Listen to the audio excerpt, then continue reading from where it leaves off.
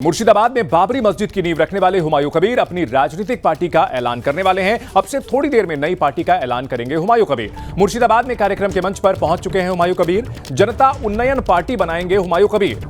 हुमायूं कबीर जिन्होंने ऐलान किया था मुर्शिदाबाद के बेलडांगा में बाबरी मस्जिद बनाने का, और इसको लेकर तृणमूल कांग्रेस ने उन्हें पार्टी से निलंबित कर दिया, निष्कासित कर दिया, और अब तृणमूल कांग्रेस के ऊपर हमला बोलते हुए हुमायूं कबीर अपनी पार्टी बनाने का ऐलान करने वाले हैं। मंच पर पहुंच चुके हैं। जिस जगह उन्होंने बाबरी मस्जिद की बुनियाद रखी है, वहां हर शुक्रवार को बड़ी संख्या में लोग पहुंच रहे हैं, नमाज पढ़ी जा रही है। इन सब को लेकर के कहीं ना कहीं तृणमूल कांग्रेस को ध्रुवीकरण का डर सता रहा था, और इस वजह से उन्होंने हुमायूं कबीर से किनारा कर लिया। लेकिन हुमायूं कबीर पीछे हटने को तैयार नहीं है। उन्होंने AIMIM के साथ तालमेल की बात कही थी और अब अपनी पार्टी का ऐलान करने वाले हैं हुमायूं कबीर।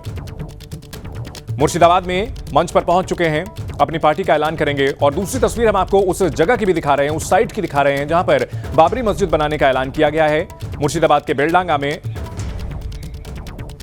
और इन सबके बीच लगातार शक्ति प्रदर्शन भी चल रहा है। जनता उन्नयन पार्टी कितनी सीटों पर चुनाव लड़ेंगे? 294 में से 135 सीट पर चुनाव लड़ेंगे हुमायूं कबीर, अपने उम्मीदवारों को उतारेंगे। तृणमूल कांग्रेस को कहीं ना कहीं डर यह सता रहा है कि हुमायूं कबीर के उम्मीदवार अगर वोट हासिल करते हैं तो वो तृणमूल कांग्रेस के ही वोट काट सकते हैं। हुमायूं कबीर वैसे तो अलग अलग पार्टियों में रह चुके हैं, लेकिन तृणमूल कांग्रेस में रहते हुए उन्होंने जो बाबरी मस्जिद बनाने का ऐलान किया, इसके बाद से कहीं ना कहीं पार्टी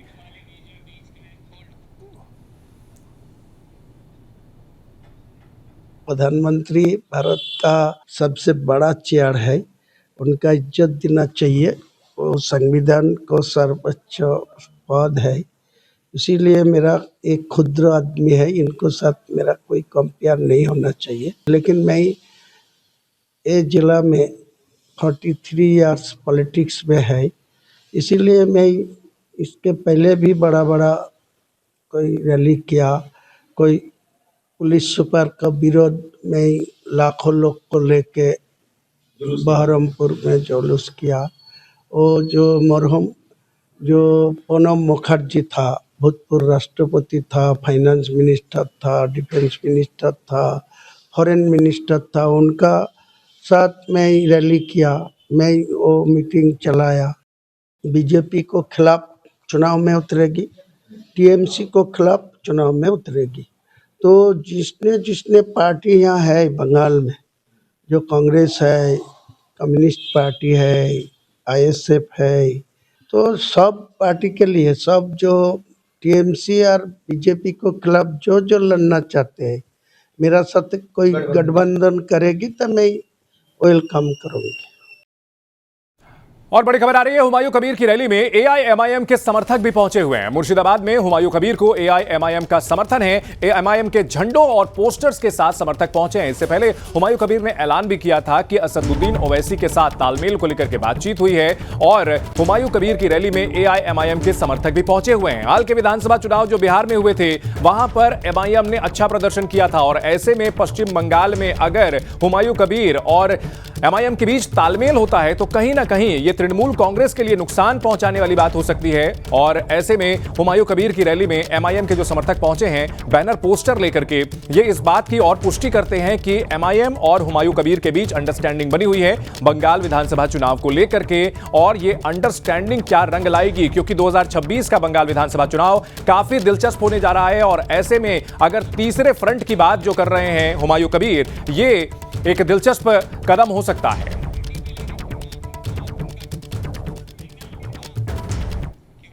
तो जनता उन्नयन पार्टी के गठन से पहले ही हुमायूं कबीर ने साफ कर दिया है कि उनकी लड़ाई बंगाल में TMC और बीजेपी दोनों के खिलाफ होगी। दूसरी तरफ उन्होंने कांग्रेस, CPM और ओवैसी की पार्टी AIMIM के साथ गठबंधन की संभावनाओं के संकेत दिए। इसके पहले 6 दिसंबर को हुमायूं कबीर ने कड़ी सुरक्षा के बीच मुर्शिदाबाद जिले के रेजी नगर में अयोध्या की बाबरी मस्जिद के मॉडल पर आधारित एक मस्जिद की नींव रखी थी। इसके लिए बड़ी संख्या में चंदा आया। बिल्डिंग मटेरियल जो होता है वो भी आप तस्वीरों में देख सकते हैं, ईंटें आई हैं, सीमेंट आया है और तमाम बिल्डिंग मटेरियल्स आए हैं। और ऐसे में वहां पर उनका जनाधार बढ़ रहा है, इसमें कोई शक नहीं है। उनके समर्थक बड़ी संख्या में पहुंच रहे हैं, और अब अपनी पार्टी बनाने का जो ऐलान उन्होंने किया है, इस पे उसकी तस्वीरें भी आपको हम दिखा रहे हैं। जनता उन्नयन पार्टी का ऐलान तो देखिए, 16 दिन के अंदर गतिविधियां काफी यहां पर बढ़ी हैं। 6 दिसंबर को मुर्शिदाबाद में बाबरी मस्जिद की नींव और 16 दिन के अंदर 22 तारीख को जनता उन्नयन पार्टी अपनी अलग पार्टी का ऐलान हुमायूं कबीर कर रहे हैं।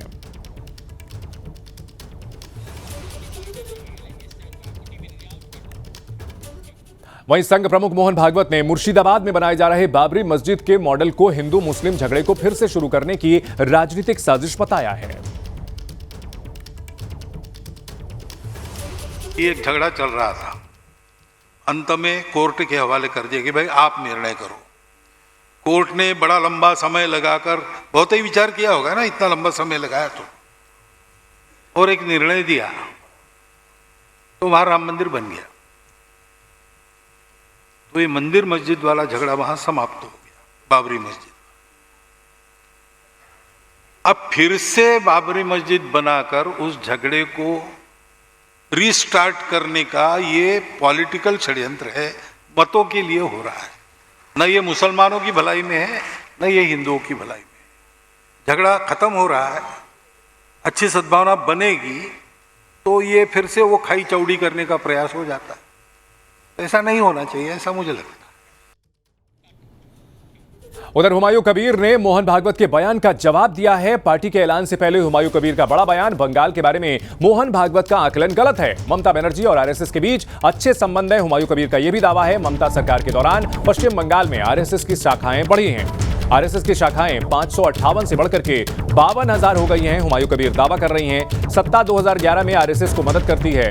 ममता बनर्जी ये दावा कर रहे हैं, हुमायूं कबीर ममता बनर्जी और आरएसएस के बीच अच्छे संबंध होने का दावा कर रहे हैं।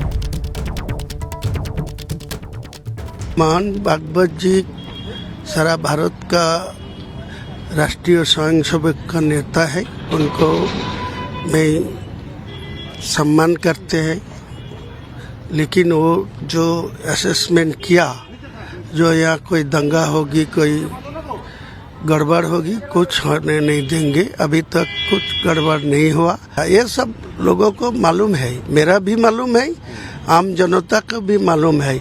जे मुख्यमंत्री के साथ आरएसएस का प्रधान मोहन भागवत जी के साथ अंडरग्राउंड में वो वाजपेयी जी था, उसी टाइम से इनको साथ क्या रिलेशन है सब लोग को पता है। खुला हो गया ये मुख्यमंत्री आरएसएस को जो सत्ता में आया 2011-20 में, उसी टाइम में ओनली फॉर सारा बंगाल में जो आरएसएस का ब्रांच था, शाखा था, वो 558 था। आज का दिन में ममता बनर्जी आरएसएस को मदद देने, इनको पुलिस अधिकारी लोग मदद देने के लिए 12,000 पहुंच गया।